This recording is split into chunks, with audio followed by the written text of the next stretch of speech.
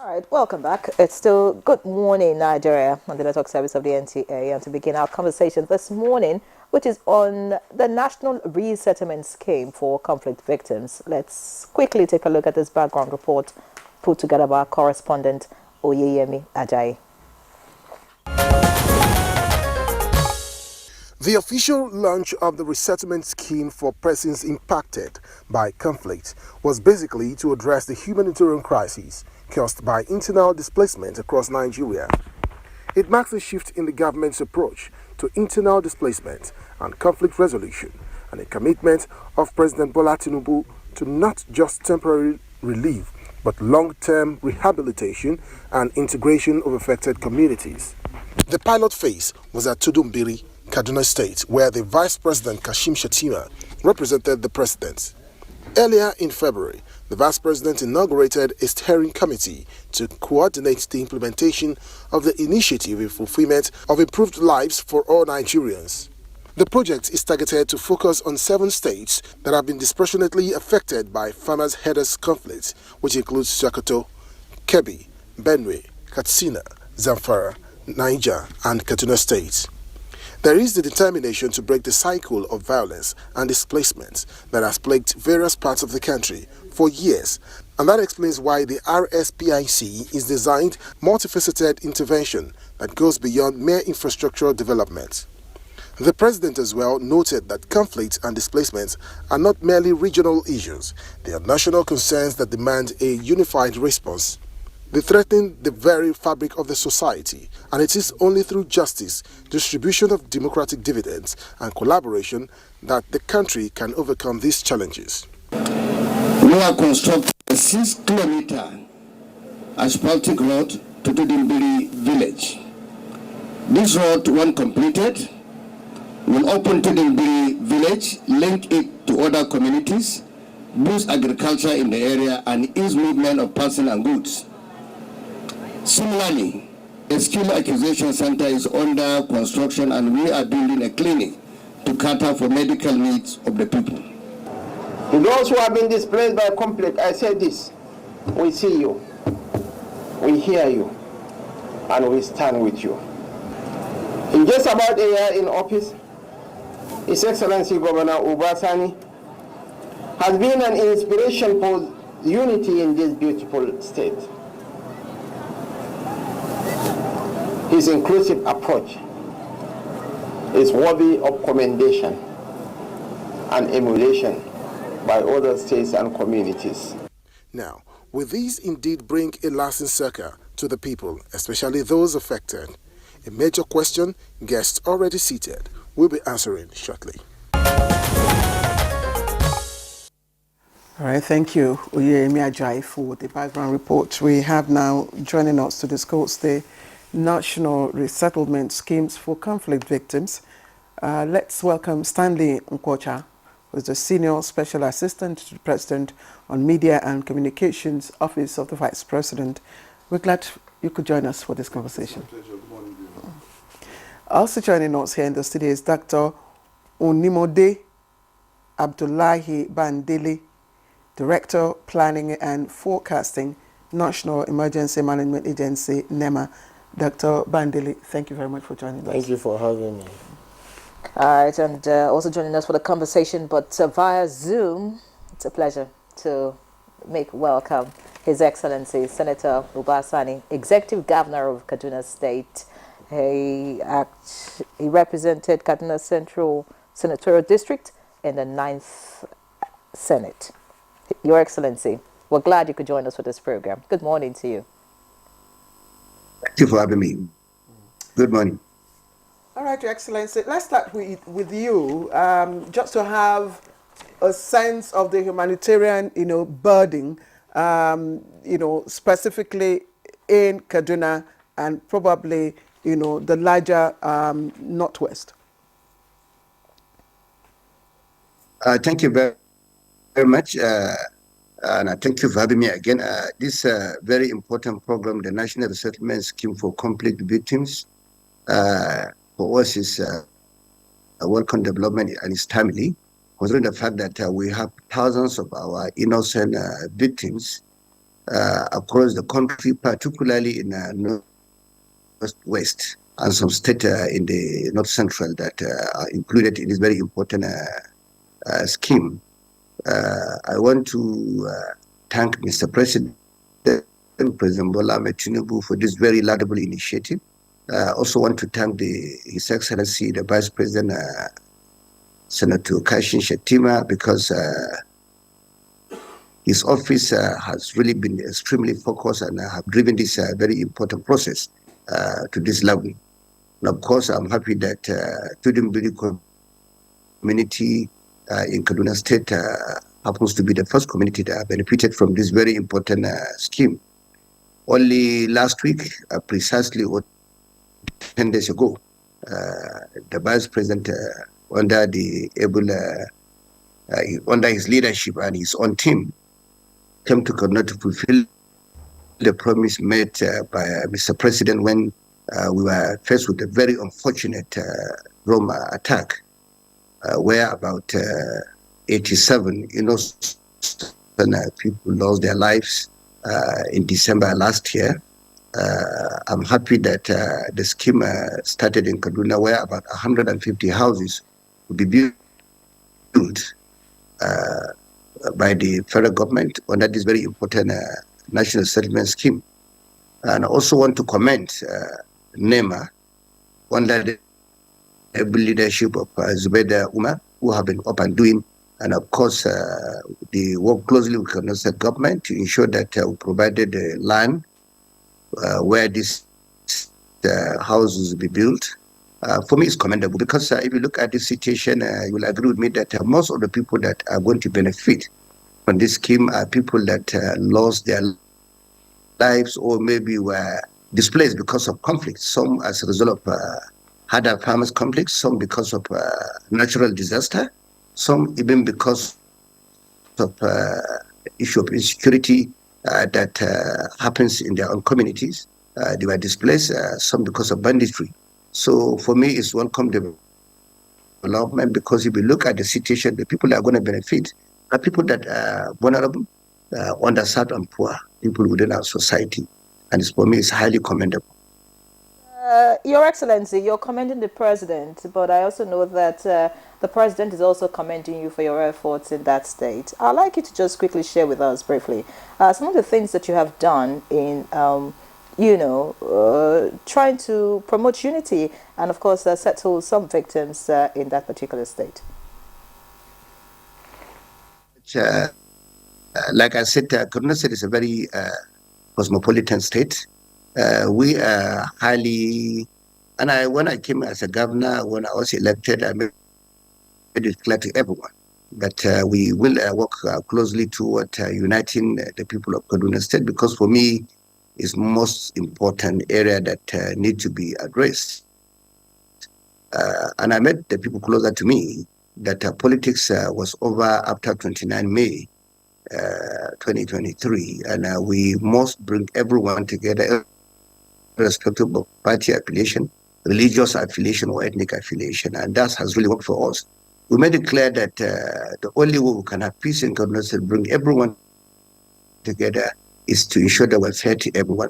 For me, as a leader, if you are fair to everyone and you are just to everyone, the people of the state will certainly come together. Today in Kaduna State, I can assure you, even this very community, the Tudunbiri community, is one community that is highly peaceful, and is a community that has really key into the agenda of our government, because when this incident happened, the report we had was that it was a Maulid celebration, but the last speaker that was used at that very occasion was given by a church there in Tudunbiri. So you can see the unity in Kaduna State. A church was able to give their last speaker to the Muslim community who are doing their monthly or annual Maulid celebration.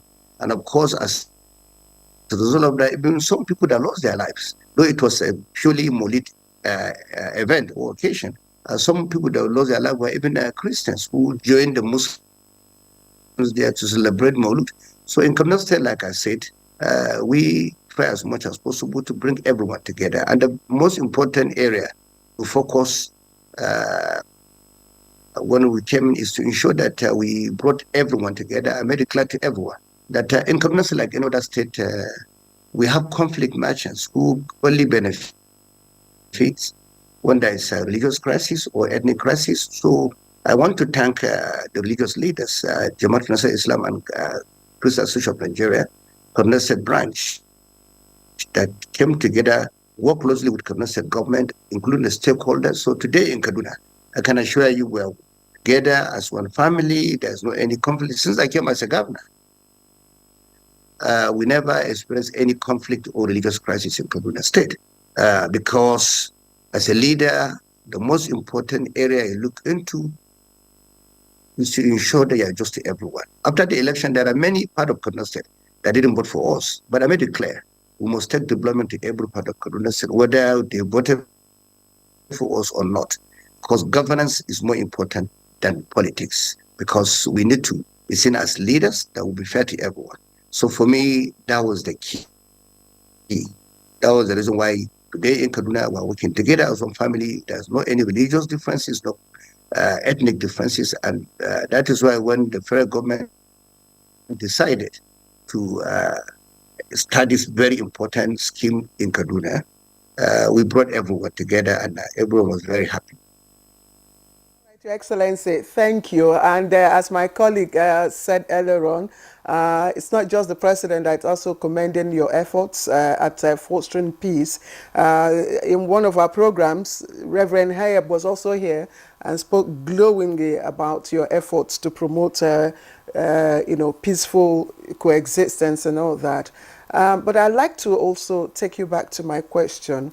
And we know that, in the concept of UNHCR, resettlement is a tool to address the specific needs of those who have been displaced, to address their, maybe rights, needs, and safety. And if you look at the history, of conflict in the Northwest, and particularly in Kaduna, areas like, I'd just like to mention Gonam Rogo, Gangora, Makuti, Zipak, and the whole of Zango Katav. Most of the villages there are now deserted and desolate. And I'm asking, do you have data, statistics, about the people, the potential beneficiaries of this resettlement program? Yes, thank you very much. If you look at, in my own speech, I made it clear that in Kaduna we have chosen about 4 locations, including Chudunburi, that is a feed location, where this very important resettlement scheme will be considered. And we've given land to NEMA. If you look at it in southern part of Kaduna, we've chosen 2 different locations. That is Kaudu local government, as well as Zangwan Katap local government. If you come to the north central, we've chosen Benengwari local government, as well as Giwa local government. So these are areas where we had series of people that have been affected by conflicts, either as a result of harder farmers conflicts or insecurity. So we are extremely very careful. And as a governor, I didn't choose these locations alone. I called the stakeholders, the religious leaders, community leaders, youth leaders, and so that we all agree collectively at the town hall meeting. So like I said, when I was elected, I tried to deepen public citizen engagement. So this decision was taken at the town hall meeting, where every stakeholder contributed to the decision we took. So as we're speaking now, NEMA have been given a plot of lands in these 4 local governments. But even before this resettlement scheme, we were talking with the GOC pre-mechanized division, who is covering southern Kaduna and Plateau states, as well as Nasarawa state. We have initiated an effort by Kaduna state government to resettle our people that were displaced in southern Kaduna, as well as some of our people that were displaced in Igabi local government and your local government. Is the state government initiative. We have our own initiative. We are working closely with the GOC top mechanized division as well as the mechanized division. So we're working with them. And of course, now that the federal government have also intervened because of what happened recently, and as a result of the fact that the federal government and under the office of the vice president are also having this initiative, it's a welcome development for us. Even before this, we have also been working closely with our communities as well as displaced people in the 4 local governments I've mentioned. We resettle them, and we've gone far in our efforts to do that, because we believe it's not only resettling them. If you look at what we've done in we are looking at all these communities. We realize that even if you resettle them, you have to also try to see how will they live a normal life. In Tudunburi, like I said, we are building skill acquisition center. We're building a clinic there as we're speaking right now. Those projects I think about 70 to 80% completion as we're speaking. So I think these are the things we're doing, because we believe even the women in those communities, we are working closely with an agency in Kaduna called Kadeda to ensure that we support them so that they can have something to do to live a normal life. That is for us is key. As well as the men who are farmers, we have come up with a number of programs that will certainly help them, because resettling them is only one stage. But the most important area we're looking at is to make sure that they have a normal life, even if they have those houses, so that they can have something to do.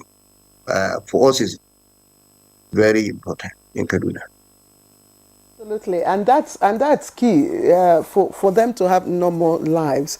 But again, if we use the templates of the international organization UNHCR of resettling victims of conflict, it outlined 3 pathways. One, of course, is bringing back displaced persons, back to their original home and settling them there. Or the second one is, settling them wherever they have, resettled. Or you settle them in a third, state. So those who are going to be settled in the areas that you have outlined, are they third settler? Are you settling them in their state of origin, or are you also going to settle those who are not, do not belong to those areas? What I believe, because where I'm talking is because if you look at my antecedent, I spent most of my life as a civil rights activist. So I'm familiar with this very situation. That's the reason I'm passionate about people that are displaced, and particularly those in IDPs. And of course, as someone who spent almost 2 decades as a civil rights activist in this country, along the side of people like Chief Ganifami, Dokoro Sankuta, blessed memory, Femi Falana, and most of them, these are my contemporaries. In any case, that is the reason why in Kaduna, like I said, when you're resettling someone who is displaced, the most important thing is you have to try as much as possible to take them back to their own communities. Because in Kaduna, those in southern Kaduna and those in Giwa, Benungwari, Kauru, we have, like I said, we have started the process. We are taking them back to their own communities. We don't want to keep them in one place, all of them. If you look at the Tudunburi initiative, all the people that are going to stay in Tudunburi are people that live in that Tudunburi. So we're not bringing people from other part of the state to Tudunburi. At the same time, what we're trying to do also, that is the reason why in Kaduna we made it clear to NEMA that we have 5 locations. Why am I doing that? Because these local governments I mentioned, these are the local governments that are affected by conflicts, either as a result of the harder farmer conflicts, or as a result of insecurity. Many other local governments are going to say are not affected by any insecurity. So in Kaduna, we have only about 6 frontline local governments that are affected by insecurity. The remaining local governments have nothing to do in security in Kaduna State. So we are focusing on those local governments that were affected by either insecurity or as a result of other farmer conflicts. So these people are talking about, we will settle them in their own communities. So it's their choice. We don't want to enforce them to stay where they don't want to stay, because I believe in the fundamental human right of the people. Even whether they're vulnerable, they are underserved, or the poor, you have to give them opportunities and you have to listen to them. So for me, as we're doing that, we have to also look at the fundamental human right of those people that were displaced. Because having spent 20-something years as civil rights activist, fought for the internal democracy in Nigeria, went to detention several times fighting for democracy, rule of law and justice, I believe I should be leading to ensure that people that are vulnerable, displaced, we ensure that we also protect their fundamental human rights. All right, thank you very much, Your Excellency. I would, pause you there for a bit. Of course, we'll come back to you in the course of the conversation. But let's just get back here in the studio and get some information from our guest right here. Stanley Okocha, Special Assistant, Senior Special Assistant to the President on Media and Communications. You know what is going on as regards this resettlement scheme, and I would like to find out, just give us a sense of the total number of conflict victims targeted for resettlement under this scheme, and let us know why the 7 states that have been chosen. I think this is the first phase. Were chosen. All of that. Okay. So for this first phase, I think we're targeting around 294,000 people for each and every of these states affected. But beyond the states, in like the governor of Kaduna State, it's beyond for the president. It's beyond resettlement. It's about giving dignity to human life, which is enshrined in subsection 34 of our Constitution, the right to end the dignity of baby. So, and it was a commitment he made during the campaigns. So look, for each and every life here in Nigeria, there's going to be meaning given to your life. And so for Mr. President, it's about giving succor, it's about giving life, it's about giving meaning. And in his address, he said, look, we'll give you the powers to dream. Be like every other human being. No indignations. And if again you take it further to the United Nations International Organization for Migration, put the total number of displaced persons in Nigeria at 3 million. Now 3 million to you, given our total population of about 250 million or so, you might just take it off and say, what is 3 million people? But the funny thing, like I did say earlier in some other interviews, is like, look, Rwanda, with all its bragging rights and everything, has a total population of 14.4 million people. So if our entire nation has a population of 14.4 million people, imagine you pulling out 3 million people from that workforce. It's a total crash, given the fact that, look, you'll be putting into cognizance the effect it will have on the national workforce, national productivity, the effect and national economy. on the national economy. So for Mr. President, it is key. And seeing the Vice President, who is such a devoted gentleman, a man who left track records, don't forget that it was during his time in Borno State, while as a governor, that he, for the very first time in the history of Nigeria, set up the commission, the Ministry for Resettlement and Rehabilitation in Borno State. Because of the key, his commitment, and we had a lot of folks being moved back, houses being built, schools being built back, and then we had a lot of people taken back. So that now you hardly have any IDP camps in Borno State, because of course the successor of Professor Umar is going to build on it. So you have two leaders with the right trajectory, with the half frame of mind, with the leadership skill, with the right concern, saying no, this will not be. And for the states, on the 7 states, basically you have Kebbi, you have Sokoto, you have Katsina, you have Niger, you have Benue, you have Zamfara, you have Sokoto states and Kaduna, of course. Now, For Benue and Niger State, these clearly are not states that are in the Northwest, right? But for the sense of inclusivity, like the Vice President would always say, Benue State, for instance, quoting the same International Organization for Migration, has about 2 million displaced persons, given the herders and farmers clash that has taken its toll on that state.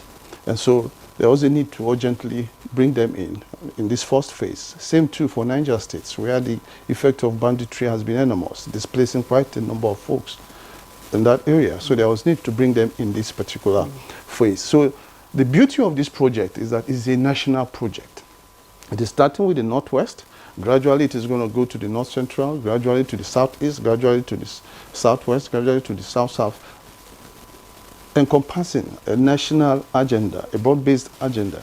And this is the drive, this is the passion, this is the promise, this is the vision of Mr. President. Do the people you intend to resettle, do they have the buy-in into this program? And I'm asking because you intend to resettle victims back to their original home, where, areas that are still vulnerable to conflict, attacks, and all that. So how are you going to assure them of their safety in a place where they have fled from? No, yes, but don't forget that this is a holistic program that has taken into cognizance, like the governor said, you have schools being built, you have clinics being built, he's setting up empowerment schemes for them. And then, of course, too, very importantly, very cogent. These are support services to enable them live normal lives. But what about the issue? What about the issue of vulnerability to attacks? No, that's what I'm saying. Yes. We have security. Security is key, and in each of these particular structures, there is a police station attached in them. There are army units being fashioned into this settlement. So the government is aware of that. If you look at the project, right, you would see that, look, security, these were factors that were taken into place when setting up this. So you have security, which is paramount. There is a police station to be built in each and every of these particular resettlement phases. You must have, it's a must, provisions for security. Not just security police stations, you must also provide accommodations for security people there. Our military are going to be there. So it's an all-encompassing scheme. But guess what? Beyond the presence of security too is the drive too by Nigerians. Is the drive by displaced persons. The drive to look away, to now own the scheme themselves. That look, if we have been in this phase, never again shall we go back to this phase. And if you look at it, too, the import of education comes in. And I remember the Vice President saying that, look, we're going to be building model schools that are going to be driven by technology. And if you look at the short-term effect, the long-term effect of getting a boy who had never hitherto been educated, his psyche is already distorted. But when you give such a boy education, the opportunity to go to school, you've changed his vision for life. You're giving him the power to dream, which the president did state. And what you've done for that young boy or young girl is to give him the hook to fish in life. All right, there's nothing more than that. The fish to hook, the hook to fish, like you're saying. How are you determining the projects that would be done in some of these resettled communities? Because yes, school, healthcare, and all of that are all important. You cannot they can't happen at the same time. So how are you determining priority? What is most important, for these victims first and foremost, and then is government also looking at how to address psychological trauma and emotional distress as a result of the conflicts that has led them to this state? Is that, are you looking in that direction too? Of course. That's why for the clinics that are being built, and well, maybe next time you see the map out, you see this, the drawings. You will see for each of these clinics that are being built, there are support systems in terms of psychologists too, and of course to even the military that have been deployed to these areas. You have personnel that are trained in that art. So of course to help guide people through phases. I agree with you. It's never easy if you've been distorted from your livelihood for a time, and then you're coming back to phases, and then of course too. But there is a phasal approach. It's a phasal program, and so you always have persons even before you resettle. I'm sure the NEMA director will talk more on this, but there are always people who will guide you, psychologists who will always talk to you, who will always make you, give you the essence, of you returning, and then calm you down, and then you pass through some phases, so that when you come back, you adjust yourself, and then you know that, look, truly, your life has been impacted on. There's value added to your life, and then now you can now carry on with your life. And then, as per the locations, each and every part of our country has its own distinct and cultural sphere. So the specific needs of, say, the man displaced by flood in Bayelsa State, for instance, is definitely going to be different from the man who has been displaced in the northeast, for instance, or in Kaduna, as it were, in Tudunbiri. And so what we're looking at with this scheme is that, look, there are specific goals, there are specific targets meant specifically for these particular persons in their specific regions. And that, I'm sure you heard the governor talk about skill acquisition and farming for Northwest, all right? Mr. Nkwacha, thank you. Let's just put you on hold for a bit. Okay. Yes, and let Dr. Bandele also, weigh in here. And I'm just wondering what your response will be. Do you think that it's probably a durable solution to internal displacement? Thank you very much. Let's look at the concept of the resettlement scheme. People have been displaced, they have been traumatized, now government want to bring them back. Let me first of all ride on what my colleague said, that these people are coming back to their home. The first principle is to ensure that the community has a buy-in into this project. They have to own it. If you are displaced and you are asked to come back, you are not forced to come back. It has to be willingly. And I can tell you in the case of Kaduna, we visited them. The government chose where they are going to be resettled, and the community had a buy-in. So that is settled. And once the project... How was that done? Through community engagement. Okay. With leaders, traditional leaders, religious leader, women leader, the youth leader, they were all involved. And they sat on a round table, agreed, discussed. Don't forget, these people who we are resettling are part and parcel of that community. They are victims. They are victims of the community. Relations of victims that are still alive, so they are part of that community. They are not bringing new people in. So the community have taken ownership. And once you have the community taking ownership, half of your problem, your problem is half solved. And like the governor said, these people are enthusiastic about this project. Why? Tudunbiri hitherto is not accessible to anybody, but now the government is constructing a 6-kilometer asphalt-laid road. You agree with me? That will boost the economy, that will open up the community, and more people will want to go around that area. This Tudunbiri we are talking about is about 6 kilometers away from the Kaduna International Airport. So it's not a landlocked area, it's a very nice place. And talking about the project itself, the project is going to be for housing and other ancillary schemes like education, schools. You have schools, you have hospital. In fact, the government is building religious houses. You saw the mosque. It's standing there, that mosque you saw.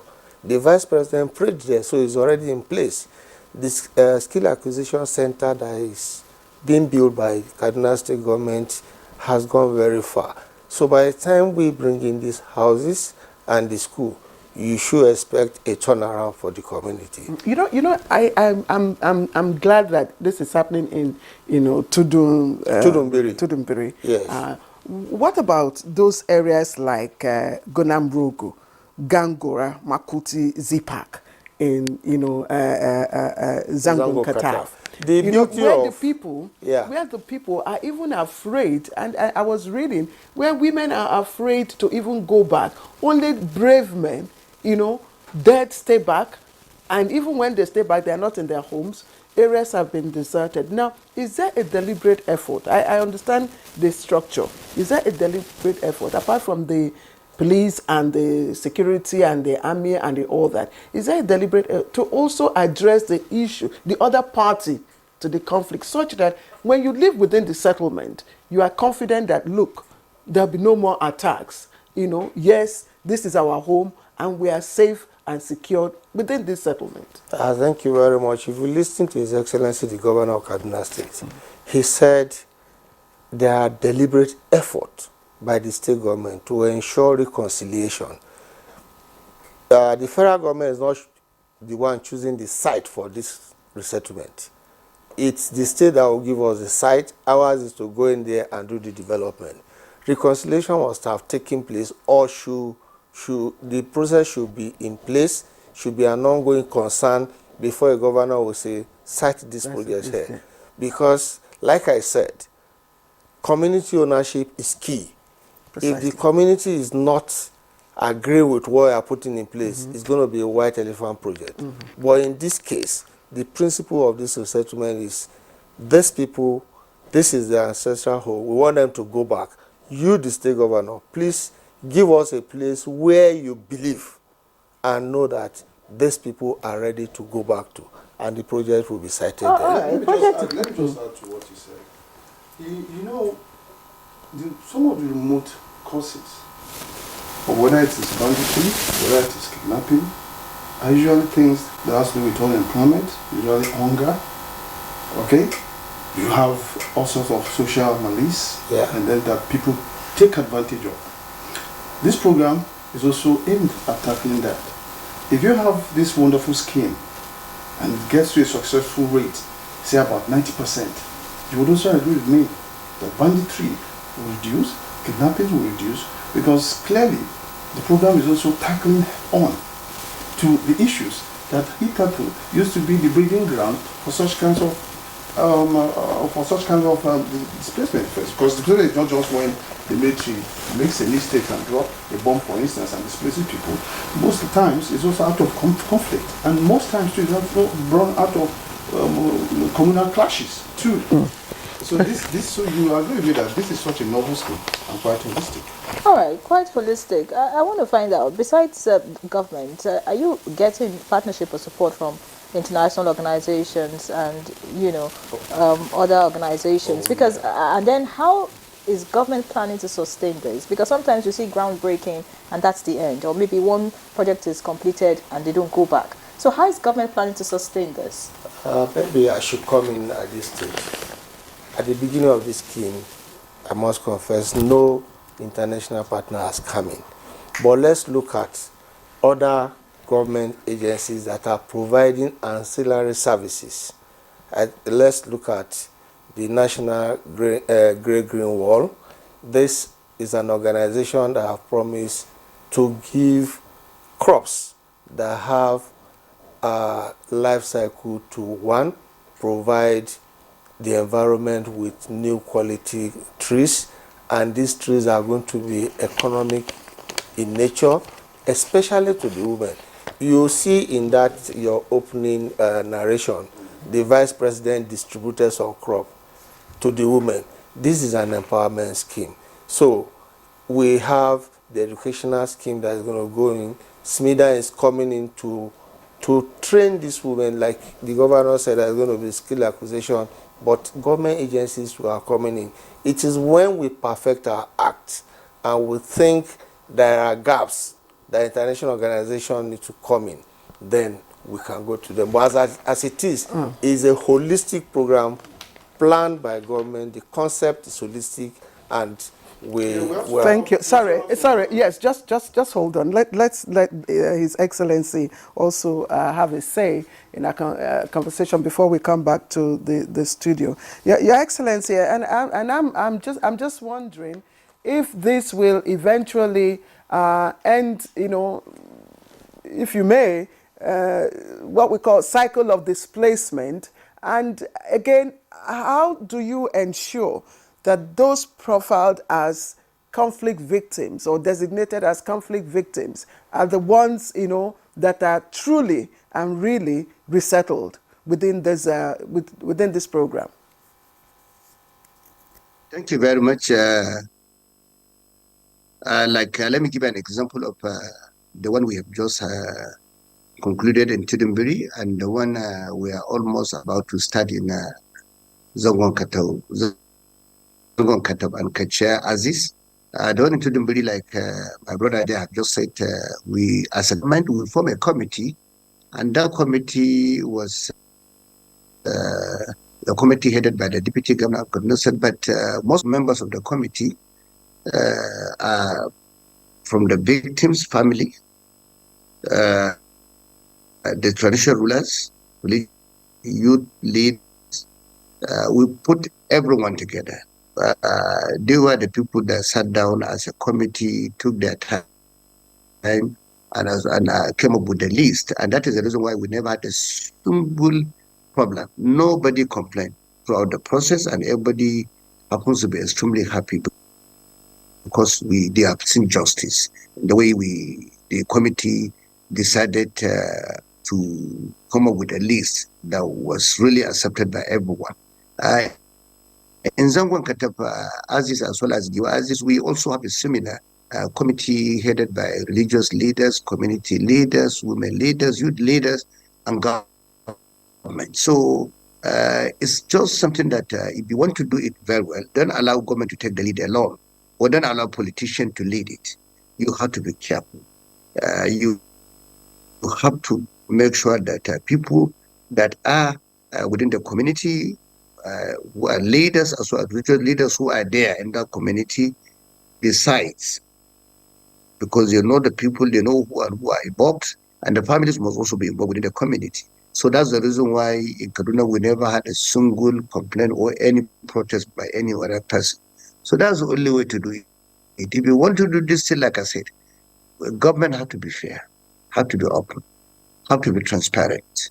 That is the way to go about it. You see, like I said, if many states will come to Kaduna and take our own approach and also look at our templates, I'm sure there won't be any problem anywhere in Nigeria.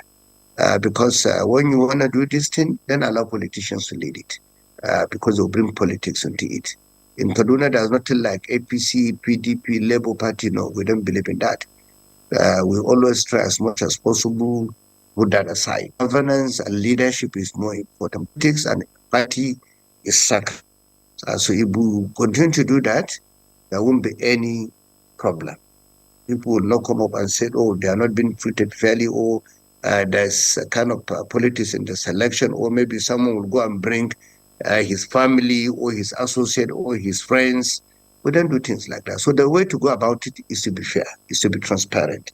And the only way to be transparent is bring people who are leaders within the community to be the one to do most of this work. And in Kaduna, that is the reason why even the family and the communities depended that. And of course, we talk about, we are not only settling them. In Kaduna, we took about months trying to get our doctors to allow them to go through psychosocial therapy. Most of these people that are in these camps or in IDPs, or we call them displaced people, I can tell you they have gone through a lot, and they are not mentally, they are mentally affected, psychologically affected. Even if you want to resettle them, you must go, you have to now take your time, get the experts, and let them also go through psychosocial therapy. That is, for me, is very important for them to really come back to their normal senses, because they've lost a lot. And most of them have been affected. They lost their loved ones. Most of them have lost their loved ones. Most of them have lost everything they have been alive. So that is really very difficult situation most of them were facing before. But now I can tell you, they welcome the development because the government have gone through all this process, and that's why they're happy. That is, for me, the key. Okay, Your Excellency, I was going to ask you what is motivating you, because Kaduna is not just, it's not the only state with this kind. I know this is a federal government-driven program, but your political will also is evident. So maybe other, state executives can also share in the motivating factor.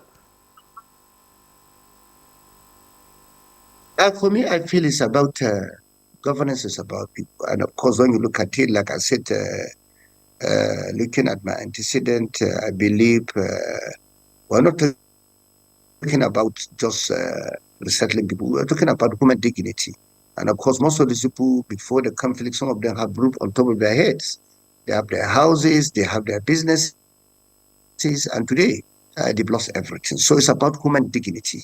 And for me, governance is about people. So you have to look at it. It's not sometimes, it's not about building bridges alone. It's about looking at the interests or maybe the lives and properties of our own people. For me, it's very important. So the key aspect of governance is the people.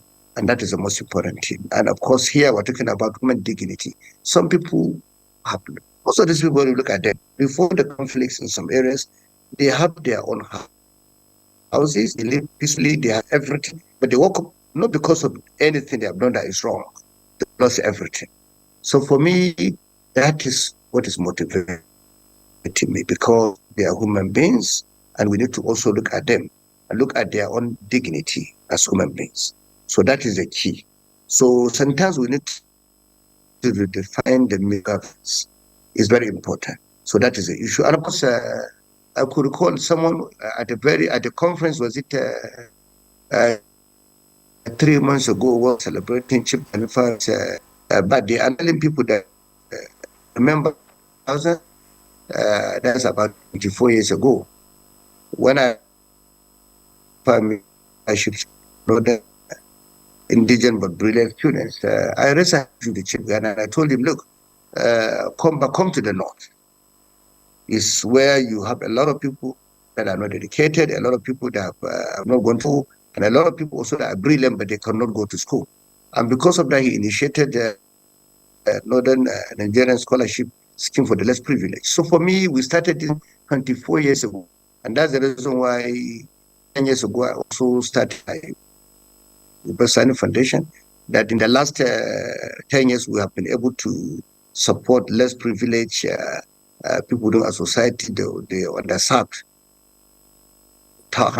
thousands of them. So for me, it's something that I believe in and I'm passionate about. And as a governor, I believe we have to continue. So governance is about people. It's about the welfare of the people. It's about their own dignity. So that's what is driving me for me. Restoring dignity to the people. I know earlier in your response to one of the questions, you're talking about making farming. I'm not really so sure. That's why I want you to please highlight some of the things that you're doing specifically for women and children, because we know that they're most vulnerable in cases like this. So in specifics now, tell us, what are you doing targeted at women and children? Yeah, thank you very much. Let me give an example now. If you come to Kaduna, you agree with me that we have two major agencies in Kaduna, and one of them, even just last month, we went to Tulimburi. We look at all the women in Tulimburi, all the women who live in Tulimburi, whether those that are affected by these conflicts or those that were just living in Tulimburi.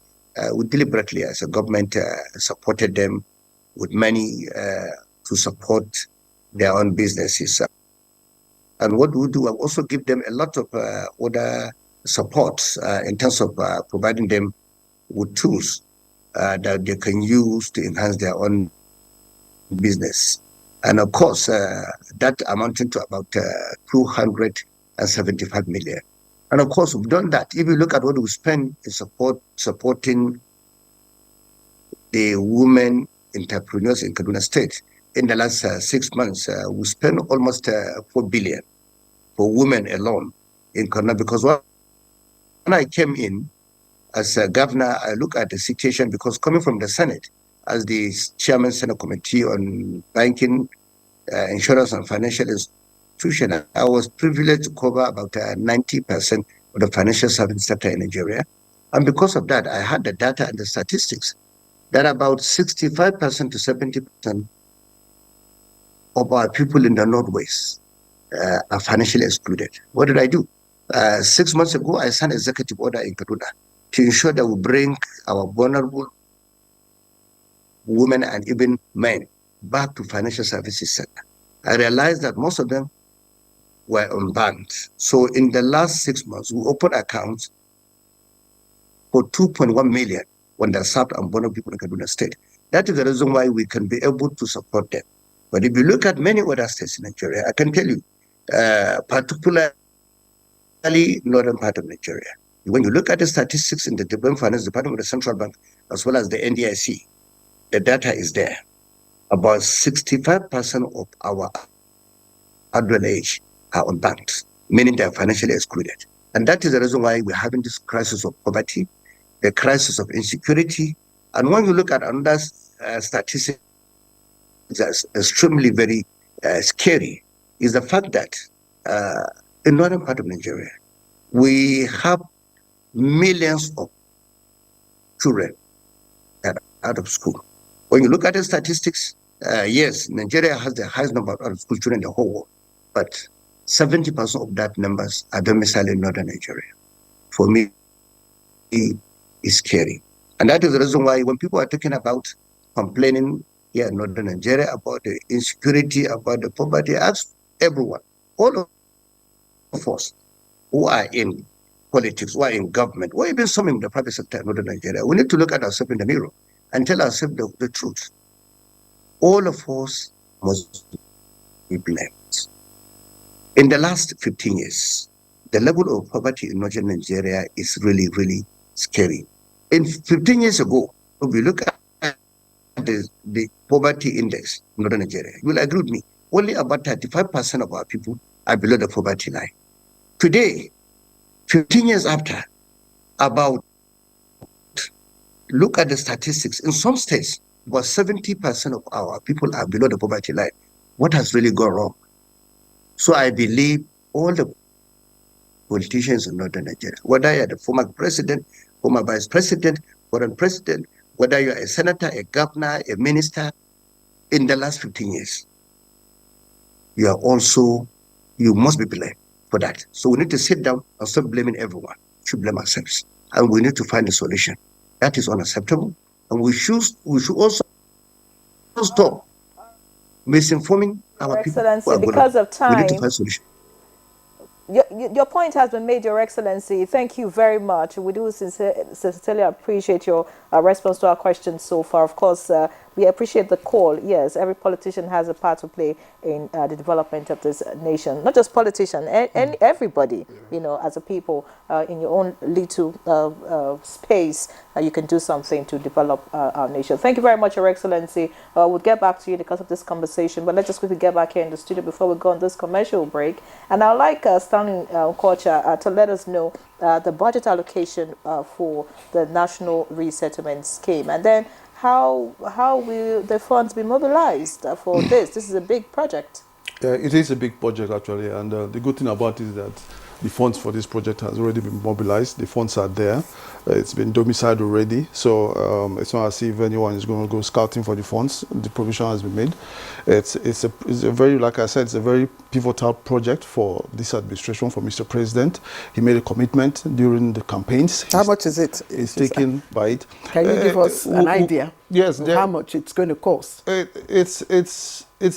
I'll find out, but I think it's around.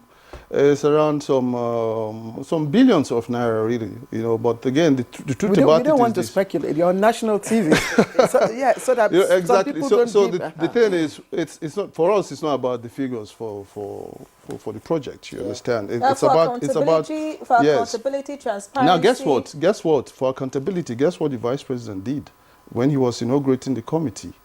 Guess what he did? He brought in and made the EFCC chairman a member of that committee. Yeah. He made the due process office a member of that committee, and I was asking.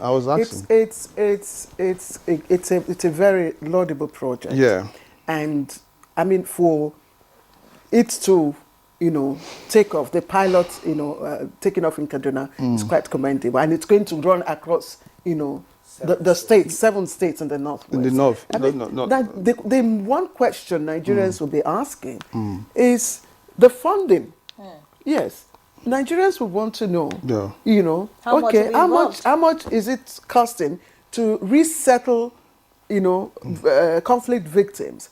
And if you are saying, okay, we have an EFCC person on board. There's nothing hidden about the funding of this project. Exactly. It's in public domain.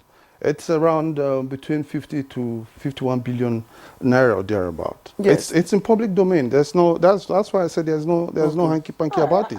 And then she asked. I spoke to that question because she asked the implementation, and that was what led me to bring it to. So exactly. So the thing is this: if you have a committee, I mean, the vice president had the openness, he had the freeness, okay, to set up this committee. But the number one person he thought of bringing in to this committee was the EFCC chairman, brought in the due process officer. So for me, as an individual, it tells me about how serious that this project is not going to be a tea party. All right, thank you very much, Stanley Okwacha. Let's take a break now. When we come back, we continue the conversation. Stay with us. The federal government of Nigeria. All right, welcome back to the program. It's Good Morning Nigeria. We are talking about resettlement of conflict victims, and the pilot is taking place in Kaduna, to be precise, and it's happening across 7 states in the northwest. And we have His Excellency, the Governor of Kaduna State, joining us for this program. We also have our colleague in the communications unit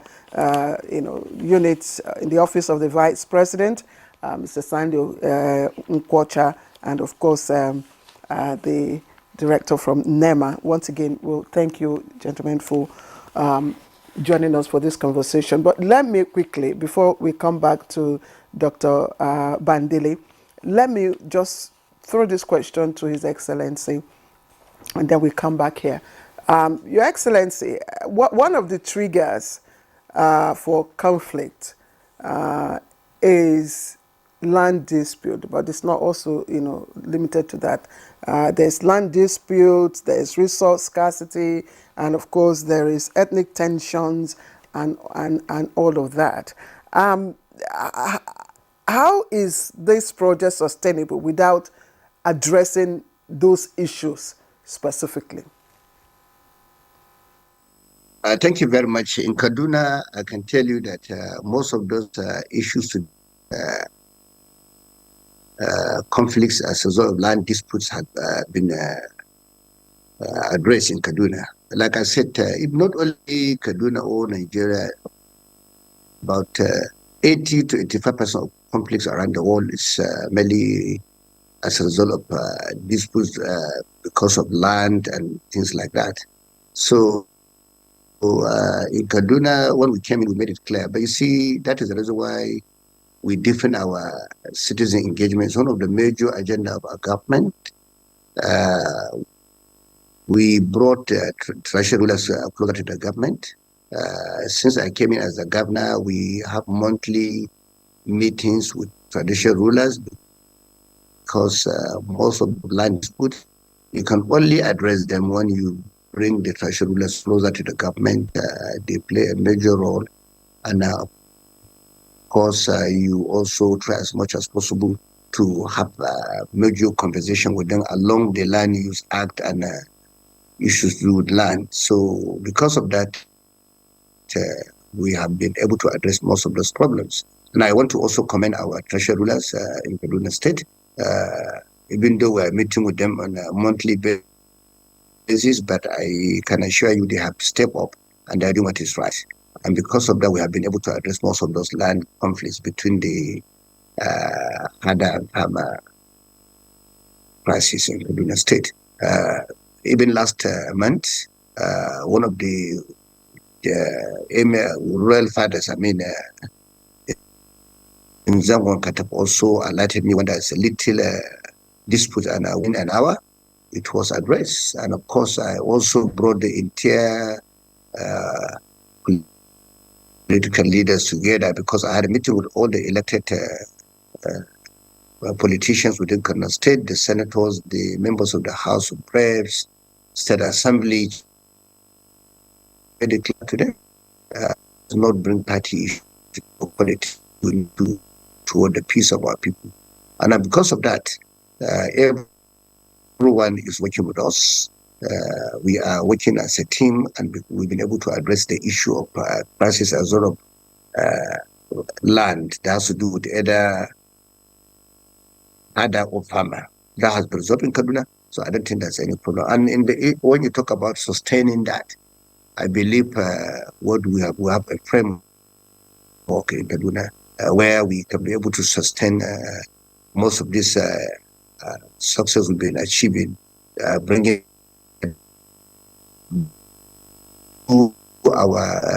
the two religions together and form a kind of a committee where both the Khan and GNI are working closely with the government to ensure that we have peace in our state. So I think, like I said, it's about political will. And that is the reason why sitting here, I have no doubt in my mind that has been addressed in Kaduna. You talk about Gonigora and some communities in Kaduna State that you mentioned. Beyond the fact, you mentioned some communities that twice, and just draw attention to most of those communities you mentioned. I can tell you the reason why there was some level of dispute also, not necessarily because of other farmers in Kaduna. It's because some people believe they were neglected, some believe they were suppressed, some also believe development was not taken to their communities in many years. So when we came in, most of those communities at the town hall meeting, I asked them to submit the names of the locations they want us to go and embark on a project for them. And we started that when we were trying to pass our budget in Kaduna. When the State Assembly, when the executive came up with the budget, I made it clear to the people of Kaduna, we will not take you to the State Assembly until we call a town hall meeting, bringing all the communities together to tell us those projects we have nominated, are they okay, or they want us to change them to do what is right in their communities? And I was happy.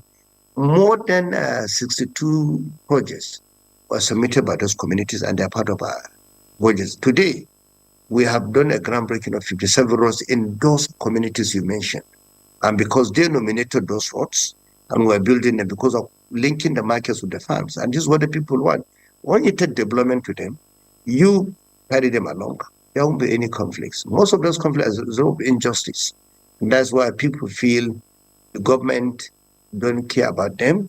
They don't look into their own problems. So they take laws in their hands sometimes as citizens. But when you carry them along, they have sense of belonging. I don't think you will have any problem. When there's justice, there will be peace. That is the issue in Kaduna today. Senator Obasani, thank you so much for the initiative you're taking in Kaduna State. It is showing, and that's why you're being commended in different quarters. But let's get back here in the studio, and I'd like to find out from Dr. Bandele, Director of Planning and Research and Forecasting at the National Emergency Management Agency. I want you to tell us how we will be able to, rate the success of this resettlement scheme. How are we going to measure it? And then what are the indicators that will be used to assess the impact on the lives of the people? Thank you very much. Let me first of all take you back to management of this project. We have the Vice President at the Apex as a sponsor. We have the Honorable Minister of Housing and Urban Development. As the chairman of the steering committee, he's not just sitting there alone. He has some other ministers with him, and the 7 state governors are part of it. While the DG NEMA, Zubaida Omar, is the chairperson of the project implementation unit, whereas the monitoring of the project is going to be a composite of these 3 bodies with the state government that is going to be involved and the community themselves. So ensuring that this project is going to be delivered at the right time. And if you're talking about sustainability, remember I told you that before embarking on this project, it is mandatory, it's a must, like the Vice President said. The community must have a buy-in into this project. They must own it. And once they own it, you can be sure they will guide it jealously. And like the governor of Kaduna State said, choosing the beneficiary is not a function of the federal government. It is a function of the state government. And he said in his own state, the communities are involved. The family of the victims are involved. Religious leaders are involved. So there is nobody who is going to come up tomorrow and say he has been shortchanged. And once these processes are in place and you follow it to the latter, you can be sure that this project will be sustainable. He is not going to start it. No, there will be monitoring at every stage. What's NEMA's specific role in all of this? We are the project implementation unit of the scheme. So do you have a timeline for completion and delivery? We have a life cycle, not a timeline. We have a life cycle for the project.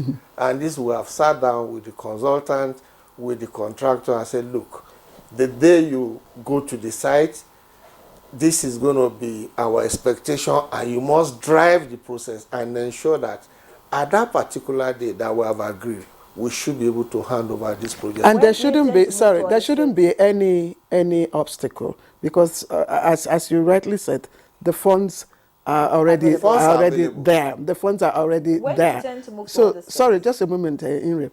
So the funds are already there. Yes. So now that the groundbreaking had been done, yes, between now and when are you expecting this project to be completed? At least the pilot phase.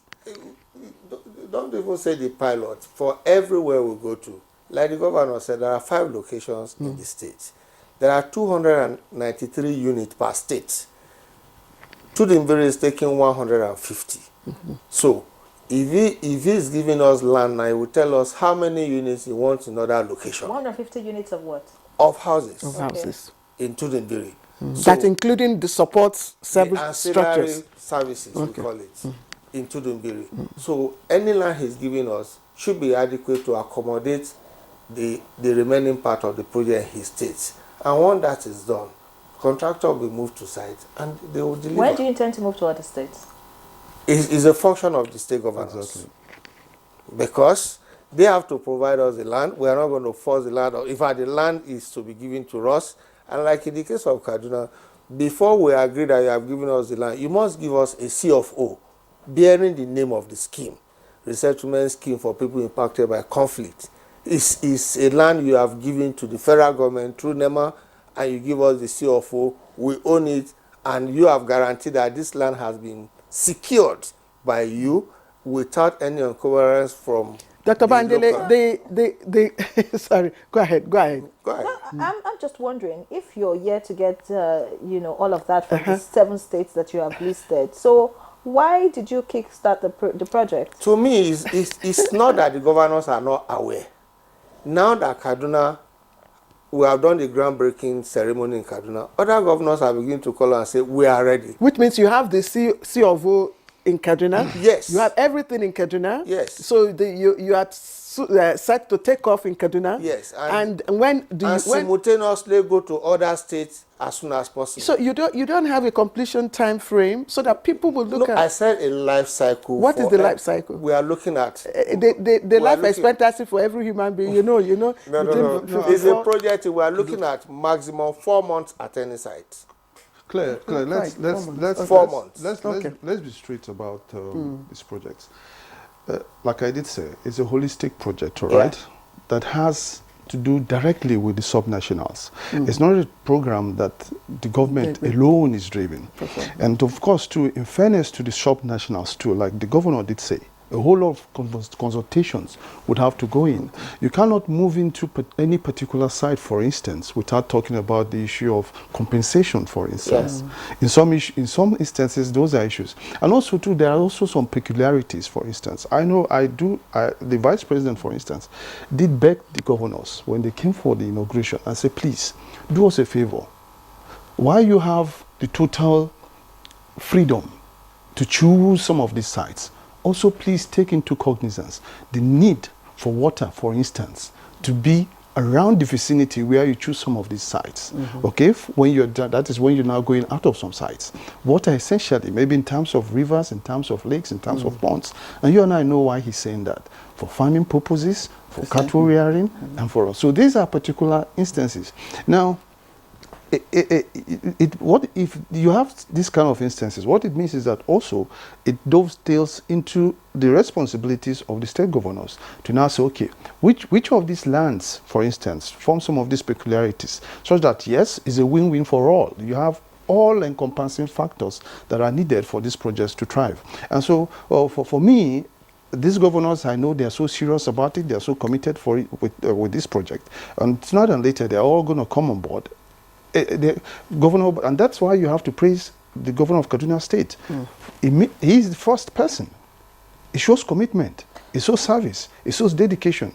Because for you to quickly, and he didn't waste time, he quickly gave name and the of what they're talking about. And so that's the spirit that the federal government needs the subnationals to bring on board. And let's achieve the success. I'm thinking at this point, you know, from what Dr. Bandele said, that when you commence a project within 4 months, you're done, and then you move to other sites and all of that. Does it mean that these projects will eventually be handed over to the state governments to monitor and ensure the success? Because it's not just to build health facilities. Sometimes you build, there are no equipment, there are no personnel to run it and all of that. So at what stage are you, I don't know, who's going to be? NEMA is the implementer. Like I said, we are the implementers. And I told you that it's all-encompassing. While we are building the structures, the subnational entities are providing some of those facilities you are talking about. Like now you build a school. You should expect the state to give us teachers to put benches, and they are committed to it. Exactly.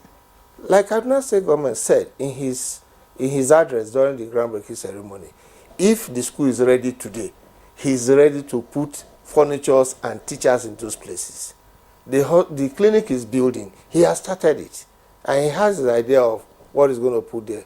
And the health facility that he's building, he said he's going to build even hostels, accommodation for personnel that are going to manage it.